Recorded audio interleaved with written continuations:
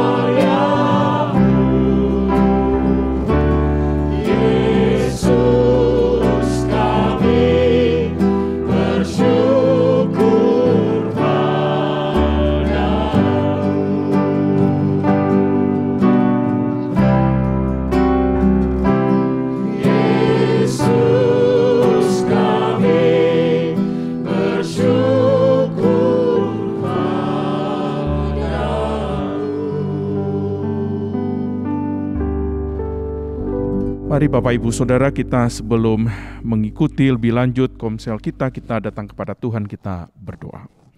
Bapa yang baik, kami mengucap syukur ya Tuhan, jikalau selama ini Engkau yang terus jagai kami, Engkau yang terus kemudian peduli bagi kami, melindungi kami, dan bahkan di saat-saat kami kehilangan arah, direction, kehilangan untuk mengenali jalan Tuhan, Engkau tidak pernah meninggalkan kami. Engkau selalu memberikan hati bagi kami, kepekaan untuk melihat ada Tuhan, ada penyertaan, dan ada suara-suara yang terus kemudian berbicara banyak melalui kehidupan kami. Baik itu melalui banyak hal, bisa melalui teman, bisa melalui saudara, bisa melalui siapapun yang tidak pernah kami pikirkan sekalipun. Mereka-mereka itu juga Engkau pakai untuk menjaga kami. Kami mengucap syukur Tuhan. Kami mengucap syukur bila mana di sepanjang hari sebelum kami mengikuti komsel ini, Engkau juga sudah begitu rupa untuk menyediakan banyak hikmat bagi kami, terutama ketika kami mengerjakan pekerjaan kami, ketika kami kemudian mengerjakan pelayanan-pelayanan yang Kau percayakan bagi kami, baik itu berinteraksi dengan orang-orang di sekeliling kami maupun juga dengan keluarga kami atau bahkan dengan teman dan rekan kami kerja lainnya. Kami mengucap syukur. Biarlah malam ini ya Tuhan, bersama-sama dengan teman-teman yang lain, rekan-rekan yang lain, keluarga kami yang lain, kami boleh mengikuti komsel karena sesungguhnya ini baik untuk kami. Kami boleh belajar banyak dan itu membekali perjuangan hidup kami di tengah pandemi ini. Dan kami pada malam hari ini bicara banyak tentang hikmat. Kemarin kami diberkati luar biasa bahwa ada peran doa yang begitu dahsyat ketika kami berjuang atas hidup kami. Dan sekarang kami mau belajar tentang hikmat. Beri hikmat bagi kami, celikan pikiran hati kami untuk boleh kemudian berinteraksi dengan teman-teman dan anggota keluarga kami yang lain, membicarakan banyak tentang hikmat-Mu. Terima kasih ya Tuhan, kami menyerahkan di dalam nama Tuhan Yesus kami berdoa. Amin. Nah, Bapak Ibu yang dikasihi oleh Tuhan, kita kemarin sudah mendapat banyak berkat melalui doa ya. Sampai beberapa waktu yang lalu di antara Bapak Ibu Saudara ketika berinteraksi dengan saya secara pribadi karena saya juga memegang beberapa komsel, mereka masih mengingat juga tentang di tahun 18, ya seingat saya, itu kemudian kita ada komsel raya di outdoor, lalu kemudian di sana kita belajar banyak tentang 5 jari kita untuk mengingat tentang doa, dan itu dihafal oleh jemaat. Wah, luar biasa. Nah, sekarang kita bicara tentang hikmat. Nah, saudara, ketika mengalami banyak problem, tentunya hikmat itu diperlukan. Saudara pasti tahu, sekarang ini hampir semua menyadari bahwa kesulitan hidup itu membuat Bapak Ibu Saudara dan saya kehilangan kepekaan lagi karena fokus kita terlalu banyak kepada masalah-masalah itu tiap-tiap hari. Tetapi pernahkah Bapak Ibu Saudara berpikir bahwa hikmat itu sesungguhnya didapat ketika kita berdiam, mendengarkan suara Tuhan berbicara kepada saudara dan saya? Saking-sakingnya Bapak Ibu Saudara, karena fokus kita itu terlalu besar terhadap masalah, sehingga sebetulnya kita juga melupakan apa yang sebetulnya Tuhan kehendaki dalam hidup saudara dan saya ketika ada masalah. Apa sih? Yuk, bicarakan sama anggota keluarga saudara dan teman yang mungkin ada di samping kanan kiri. Bicara apa sih Allah itu menghendaki saudara itu mau apa di dalam setiap masalah. Nah, itu bicarakanlah. Karena mengingat begini saudara, beberapa waktu yang lalu ada seorang paman yang kemudian menyelamatkan keponakannya karena keponakannya itu matanya itu mau dicungkil. Ini bayangin saudara, ya ini yang mencungkil bukan orang jahat, yang mencungkil tuh orang tuanya sendiri. Ini kejadian fakta benar-benar terjadi di Indonesia saudara. Anak itu menangis, dan mata sebelah kanannya kalau saya tidak salah ingat itu hampir keluar, ada sayatan saudara. Dan ketika orang tuanya ditanya kenapa betul-betul tega untuk kemudian mencungkil mata anaknya, hanya karena apa? Karena anaknya ini nantinya diharapkan mampu mendatangkan kekayaan. Kalau dicungkil matanya, maka kemudian akan mendatangkan kekayaan. Saudara, yang terlibat bukan hanya keluarga itu saja, tetapi dipercaya hampir satu kampung atau satu wilayah tertentu, ada 40 orang yang kemudian diamankan, dan salah satunya adalah yang berinisiasi untuk mengajarkan ajaran ini, saudara. Ini hikmat dunia, saudara. Bicara tentang untuk mendapat kekayaan harus nyungkil mata. That's not make sense, saudara. Nah, kita bicara banyak apa nanti? Nanti ada banyak firman yang akan dikupas oleh beberapa rekan hamba Tuhan. Saudara dan saya, mari kita dituntun mengenali kebenaran sehingga kita tahu bagaimana kita melangkah bersama. Selamat mengikuti Komsel, Tuhan memberkati. Baik Bapak Ibu, satu bagian firman Tuhan yang menjadi dasar Komsel kita malam ini terambil dari kitab Kejadian pasal 1 ayat 26 sampai 30. Saya bacakan buat kita sekalian. Demikian firman Tuhan.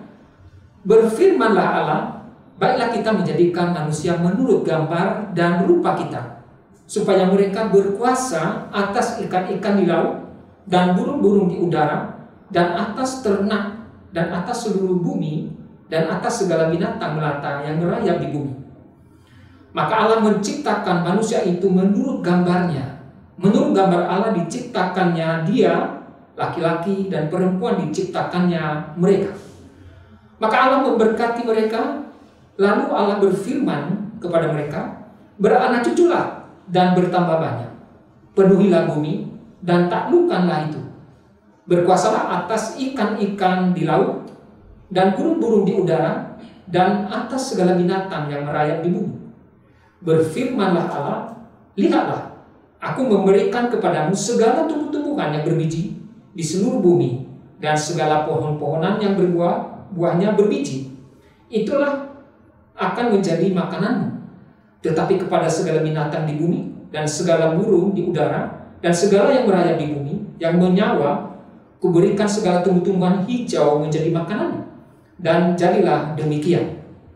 Kemudian pasal 2 ayat 15 sampai 19 ayat 20. Demikian. Tuhan Allah mengambil manusia itu dan menempatkannya dalam Taman Eden untuk mengusahakan dan memelihara taman itu. Lalu Tuhan Allah memberi perintah ini kepada manusia. Semua pohon dalam taman ini boleh kau makan buahnya dengan bebas. Tetapi pohon pengetahuan tentang yang baik dan yang jahat itu janganlah kau makan buahnya. Sebab pada hari engkau memakannya, pastilah engkau mati. Tuhan Allah berfirman, tidak baik kalau manusia itu seorang diri saja. Aku akan menjadikan penolong baginya dan sepadan dengan dia. Lalu Tuhan Allah membentuk dari tanah segala binatang hutan dan segala burung di udara. Dibawanya lah semuanya kepada manusia itu untuk melihat bagaimana ia menamainya. Dan seperti nama yang diberikan manusia itu kepada tiap-tiap makhluk yang hidup, demikianlah nanti nama makhluk itu. Manusia itu memberi nama kepada segala ternak, kepada burung-burung di udara, dan kepada segala binatang hutan. Tetapi baginya sendiri, ia tidak menjumpai penolong yang sepadan dengan dia. Pasal 3, ayat 16 sampai 19. Firman-Nya kepada perempuan itu, susah payahmu waktu mengandung akan dibuat sangat banyak. Dengan kesakitan engkau akan melahirkan anakmu. Namun engkau akan berahi kepada suamimu, dan ia akan berkuasa atasmu. Lalu firman-Nya kepada manusia itu, karena engkau mendengarkan perkataan istrimu, dan memakan dari buah pohon yang telah kuperintahkan kepadamu, jangan makan daripadanya, maka terkutuklah tanah karena engkau.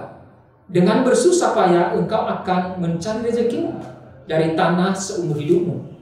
Semak duri dan rumput duri yang akan dihasilkannya begini bagimu, dan tumbuh-tumbuhan di padang akan menjadi makanan. Dengan berpeluh engkau akan mencari makananmu sampai engkau kembali lagi menjadi tanah, karena dari situlah engkau diambil. Sebab engkau debu, dan engkau akan kembali menjadi debu. Demikianlah pembacaan firman Tuhan, Bapak Ibu sekalian. Nah, untuk memperdalam pemahaman kita, satu pertanyaan yang kita renungkan bersama. Saya bacakan, buatlah daftar aktivitas yang diharapkan untuk dikerjakan manusia, yaitu Adam dan Hawa, sebelum mereka jatuh dalam dosa. Artinya, gambaran Allah itu nampak nyata dalam diri manusia. Buatlah daftar aktivitas yang diharapkan. Nah, penekanannya di sana. Yang diharapkan untuk dikerjakan manusia, yaitu Adam dan Hawa, sebelum mereka jatuh dalam dosa, yang menunjukkan gambaran Allah nyata jelas di dalam kehidupan mereka. Kira-kira apa Bapak Ibu? Kira-kira apa? Yang pertama, bersekutu dan berjumpa serta bercakap-cakap dengan Tuhan. Mereka dengan Tuhan ada hubungan komunikasi yang begitu akrab. Tidak ada rasa takut. Bukankah itu suatu suasana yang indah, yang kita juga rindukan hadir di dalam kehidupan kita? Berikutnya, berkeluarga seperti yang diinginkan Tuhan. Nanti kalau kita baca, mereka melahirkan anak, Kain dan Habel. Sehingga ada sukacita di tengah keluarga ini, yang mungkin juga kita rasakan. Kemudian bekerja mengelola taman dan seisinya. Ya, mungkin ada sesuatu hal yang diperbaiki, atau ada tanam-tanaman yang perlu mungkin mendapat perhatian untuk dipupuk supaya berbuah banyak. Itulah yang mereka kerjakan sehari-hari. Lalu menikmati hasil pekerjaan dan semua berkat yang diberikan Tuhan. Tadi dalam firman Tuhan yang kita baca tadi, Tuhan memerintahkan mereka untuk memakan buah-buah yang ada di taman. Hanya satu yang tidak boleh dimakan. Nah, kemudian melakukan dan mentaati apa yang diperintahkan Tuhan. Tadi berkeluarga, beranak cucu, mengelola taman, berkuasa atas binatang-binatang yang ada di dalam taman itu. Mereka lakukan. Lalu melakukan segala perencanaan Tuhan atas hidup manusia. Mereka di dalam apa yang mereka lakukan bertujuan untuk memuliakan Tuhan di dalam kehidupan mereka. Mereka lakukan itu dengan baik. Lalu bekerja bersama-sama manusia lainnya mengelola taman. Ada kerjasama. Tidak egois dan saling menyalahkan. Suatu kehidupan bersama yang indah. Yang saling mendukung, saling menguatkan, saling mengisi. Secara khusus antara Adam dan Hawa. Lalu menamai nama binatang-binatang dan berinteraksi dengan mereka. Itu suatu suasana yang sangat indah. Beda dengan sekarang. Binatang tertentu kita takut. Kenapa? Mungkin menggigit kita atau mau menyerang kita. Itu setelah jatuh dalam dosa. Tapi sebelumnya tidak demikian. Ada interaksi. Ada bahasa yang mungkin kita tidak mengerti bagaimana itu. Binatang bisa mengerti dan bisa dekat dengan manusia. Inilah kondisi yang dialami manusia, yang diharapkan Tuhan, dan itu terjadi di dalam kehidupan keseharian mereka. Dan itu juga yang Tuhan rindukan, hadir di dalam kehidupan kita setelah kita ditebus oleh Tuhan sebagai umat Allah. Khususnya di dalam melakukan rencana Allah untuk kemuliaan namanya di tengah-tengah kehidupan kita secara pribadi, berkeluarga, dan bergereja. Bapak Ibu, sekarang kita masuk di dalam pertanyaan yang kedua. Pertanyaan kedua adalah, apakah perubahan yang terjadi dalam pekerjaan manusia sebagai akibat kejatuhan manusia ke dalam dosa? Kalau tadi kita mengikuti pembacaan Alkitab, maka kita tahu bahwa di dalam Kejadian pasal yang ketiga, ayat 16-19, kita tahu bersama-sama bagaimana Allah berespon terhadap kejatuhan manusia, terhadap pemberontakan Adam dan Hawa yang memakan buah dari pohon yang Tuhan larang. So, dalam bagian itu kita lihat sama-sama bahwa muncullah kesulitan demi kesulitan. Tadinya hidup mereka bisa dengan tenang, bisa dengan damai mereka jalani, mereka nikmati sebagai pasangan di dalam Taman Eden. Tapi kita tahu sama-sama setelah mereka jatuh dalam dosa, maka keadaan menjadi sangat sulit.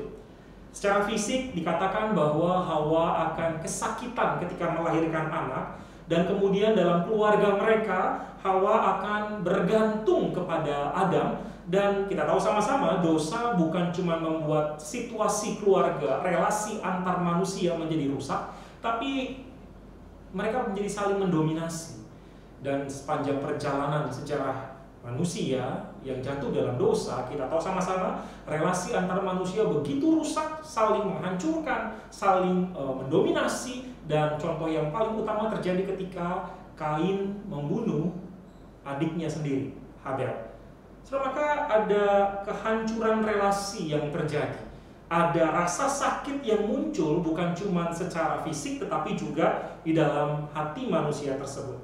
Saudara, juga kemudian dikatakan dalam Kejadian pasal 3:17 di mana Tuhan kemudian memberikan sebuah pekerjaan baru akhirnya kepada Adam. Yang tadinya mereka bisa menikmati sebuah kegiatan makan, minum di taman dengan begitu nyaman, tapi sekarang mereka harus bekerja. Bahkan dikatakan oleh Allah bahwa Adam akan bekerja berjerih lelah untuk menghasilkan sesuatu dari tanah. Karena keberdosaan Adam, maka alam lingkungan ini pun menjadi terkena dampaknya. Lingkungan hidup sepanjang perjalanan sejarah manusia kita tahu dieksploitasi begitu rupa oleh orang-orang yang tidak takut akan Allah, yang tadinya harusnya menjadi penjaga, pengusaha alam bagi kemuliaan Allah. Tapi kemudian manusia yang jatuh dalam dosa justru mengeksploitasi alam, menghabiskan semua sumber daya alam demi kenyamanan dirinya sendiri, demi kekayaan dirinya sendiri, dan tanpa peduli kepada keadaan yang terjadi. Manusia menjadi rusak dengan sesama, relasi manusia menjadi rusak dengan sesama, dan kemudian relasi manusia pun menjadi rusak dengan alam. Selain itu, saudara, relasi manusia yang paling penting juga menjadi rusak dengan Tuhan. Yang tadinya manusia, Adam dan Hawa, bisa berjalan di Taman Eden itu, dan kemudian bisa mendengar suara Allah, bisa sama-sama menikmati kedekatan dengan Allah. Tapi kita tahu sama-sama bahwa setelah mereka jatuh dalam dosa, mereka diusir keluar dari Taman Eden.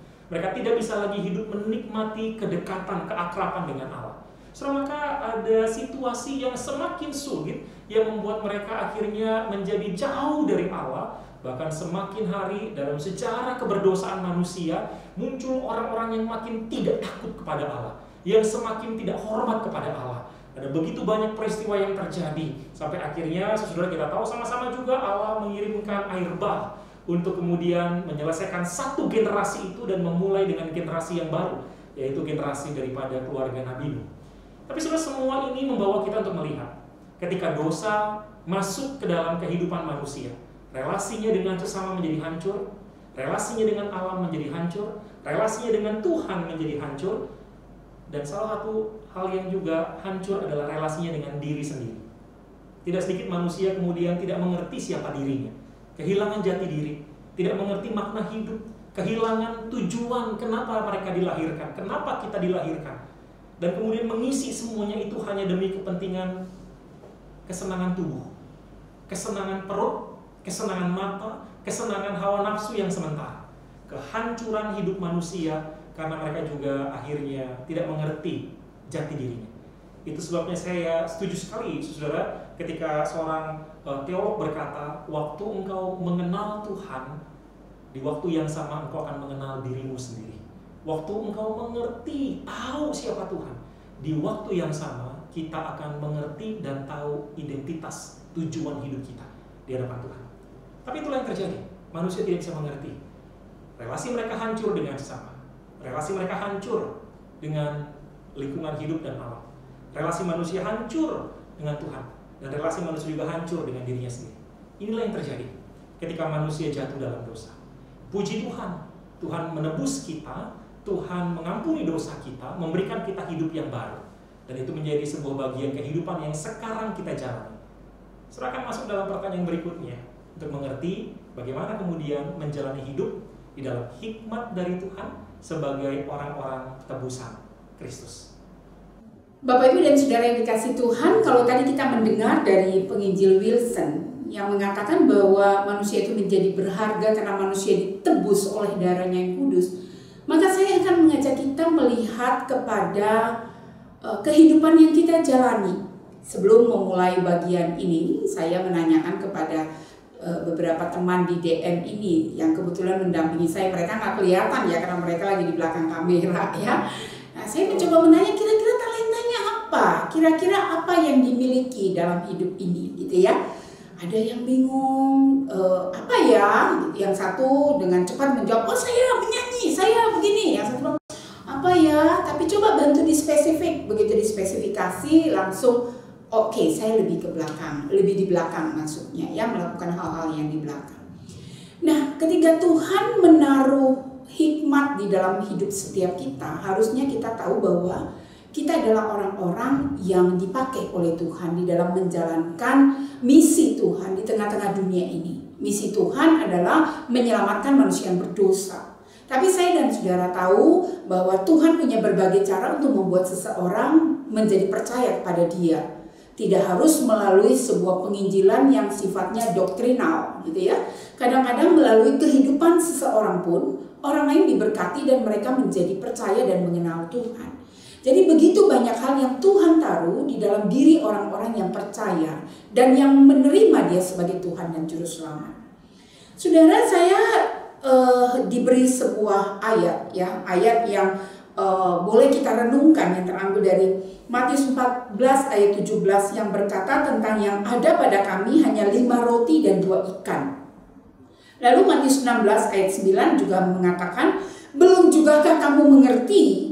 Tidakkah kamu ingat lagi, ini perkataan Yesus ya, akan 5 roti untuk 5.000 orang dan berapa baku roti kamu kumpulkan kemudian sisanya itu. Saudara, kalau kita melihat bagian ini, maka kita mungkin cenderung melihat kepada mujizat, kepada sisa daripada roti itu, yaitu 12 keranjang gitu ya. Kita lebih cenderung melihat betapa luar biasa Tuhan memberkati 5 roti dan 2 ikan itu dan mengenyang begitu banyak orang. Tapi hari ini mari saya mengajak kita melihat kepada anak kecil ini. Dia tidak mempunyai apa-apa, tapi dia punya 5 roti dan 2 ikan. Dan dengan hati yang rela dia berikan. Dan 5 roti 2 ikan menjadi berkat yang luar biasa. Menjadi sebuah berita yang kalau hari ini itu viral. Menjadi satu hal yang fenomenal sekali gitu ya. Nah, 5 roti 2 ikan hanya itu yang dia punya. Tapi dia berikan dan dia dipakai menjadi berkat. Apa yang kita punya? Mungkin seperti teman saya yang tadi ya. Yang di tim DM ketika saya bertanya, apa kamu punya apa, talenta apa? Dia bingung menjawab, padahal mereka adalah orang-orang yang sangat sibuk kalau kami rekaman gitu ya. Mereka yang cukup lebih lama di gereja. Kalau dulu hamba Tuhan paling lama di gereja. Kalau sekarang mungkin hitungan jam dalam masa pandemi ini mereka yang lama. Karena mereka kadang edit, mereka harus mempersiapkan lebih awal dan lain sebagainya. Tapi begitu ditanya talenta, mereka tidak tahu dengan detailnya. Tapi begitu coba kita spesifikasi, langsung mereka menemukannya. Namun yang saya dapati, mereka telah memberikan kepada Tuhan waktu. Mereka telah memberikan kepada Tuhan yang mereka tidak tahu spesifikasinya, tapi mereka punya hati yang mereka mau datang kepada Tuhan. Orang-orang yang berada di tim DM ini adalah orang-orang yang bukan berarti orang-orang yang memiliki sesuatu yang wow, tidak dimiliki oleh orang lain atau anggota gereja di tempat kita. Mungkin banyak yang punya kemampuan lebih dari mereka. Mungkin banyak yang punya skill lebih dari mereka. Tapi mereka datang dari sebuah kesederhanaan mereka, yaitu hati yang mau melayani, dan mereka berikan kepada Tuhan. Dan masing-masing langsung bekerja sesuai dengan tanggung jawab mereka. Maaf, bukan tanggung jawab, sesuai dengan yang mereka tahu mereka bisa. Nah, bahasa yang keren di dalam Alkitab disebut talenta atau karunia. Nah, Bapak, Ibu, dan Saudara yang dikasih Tuhan, saya mau mengajak kita juga melihat hidup kita. Kita punya apa yang kita berikan kepada Tuhan selama ini. Mungkin kita akan menjawab seperti teman saya yang satu yang mengatakan, saya tidak tahu. Tapi dia terus terang ada di sini dan dia melayani bersama sejak pandemi. Atau satu teman yang dia langsung tahu, dia berkata bahwa saya melayani, saya tahu talenta saya itu bernyanyi dan berbicara. Gitu ya. Nah, dia tahu dan dia juga ada di sini. Nah, mungkin Bapak Ibu tidak tahu, ada yang tahu, ada yang tidak tahu. Tapi apapun yang kita miliki, kalau kita mau datang kepada Tuhan, membawa hati kita, membiarkan Tuhan memakai kita, maka kita akan melihat begitu banyak berkat yang Tuhan alirkan melalui hidup kita dan menjadi berkat bagi orang lain.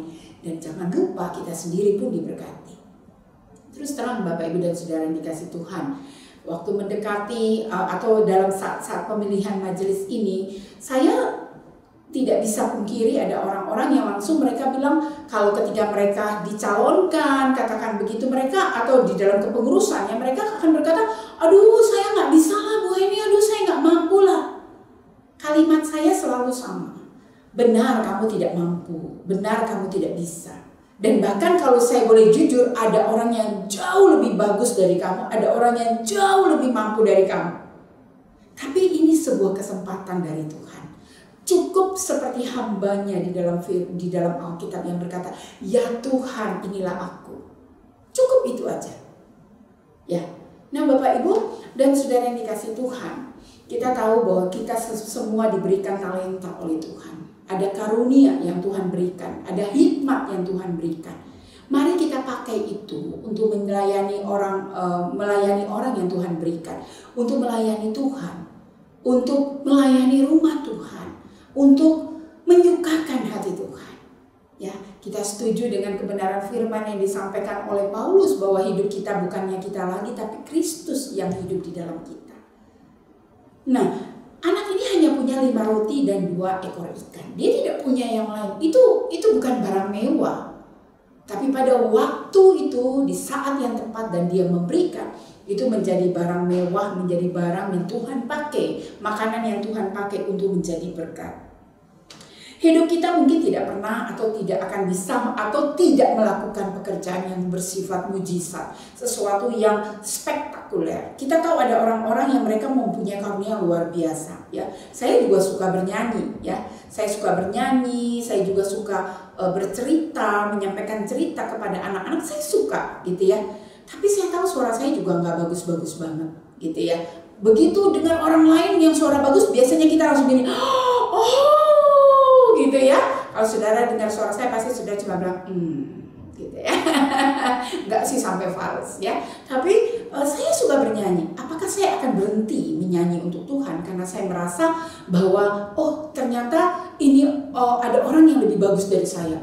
Si A bagus, si B bagus. Waduh, saya tidak akan pernah jadi berkat dalam bidang suara atau tidak akan pernah bisa memimpin pujian karena saya tidak percaya bahwa suara yang Tuhan berikan kepada saya walaupun tidak sebagus banyak orang, tapi masih bisa untuk dipakai melayani Tuhan.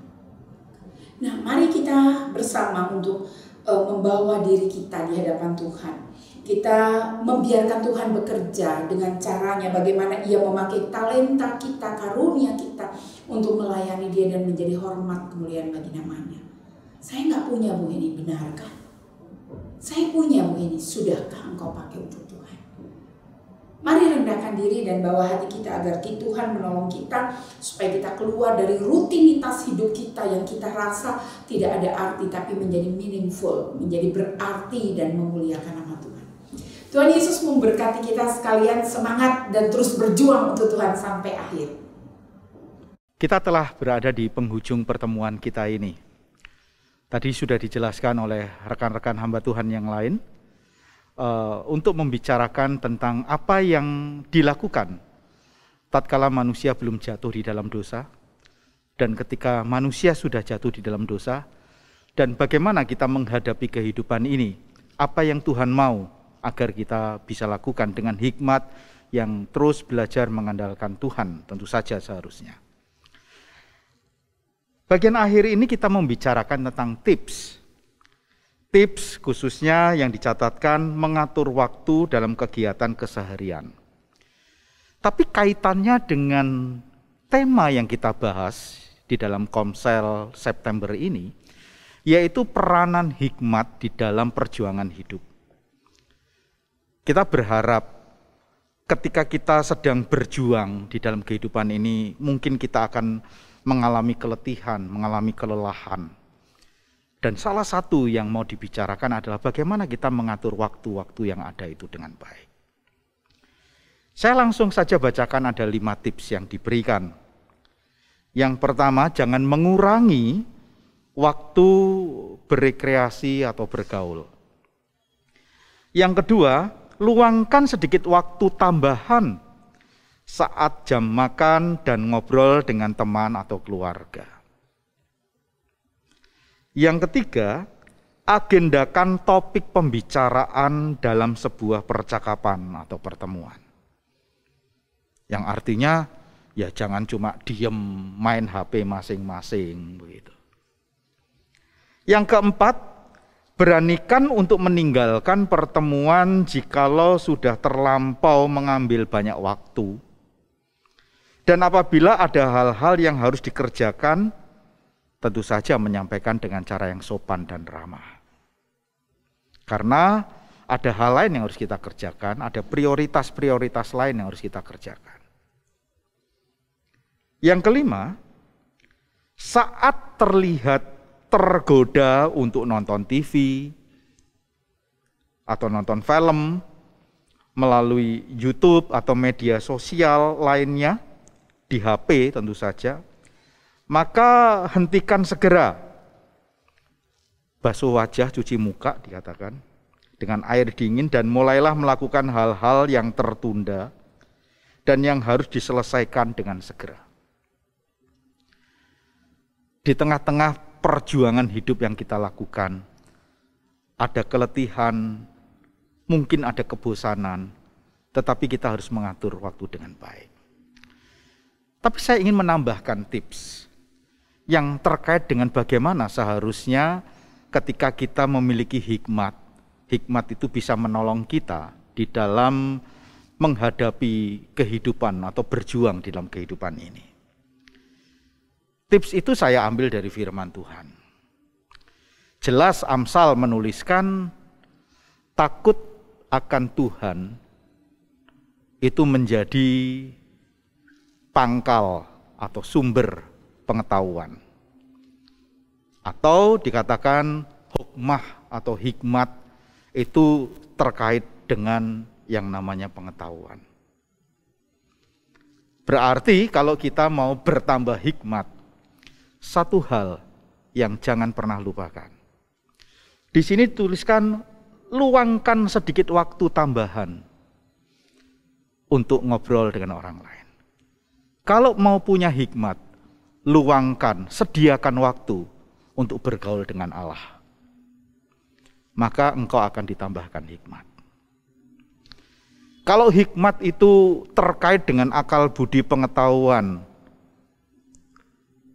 boleh dikatakan itu menjadi satu bagian proses belajar. Maka jalanilah kehidupan itu menjadi bagian di mana proses pembelajaran itu terjadi. Katanya kehidupan, pengalaman itu menjadi guru yang baik. Oleh karena itu jangan lewati kehidupan begitu saja. Hal yang baik, serap, jadikan itu manfaat di dalam kehidupan kita. Maka kita akan bertambah hikmat kita.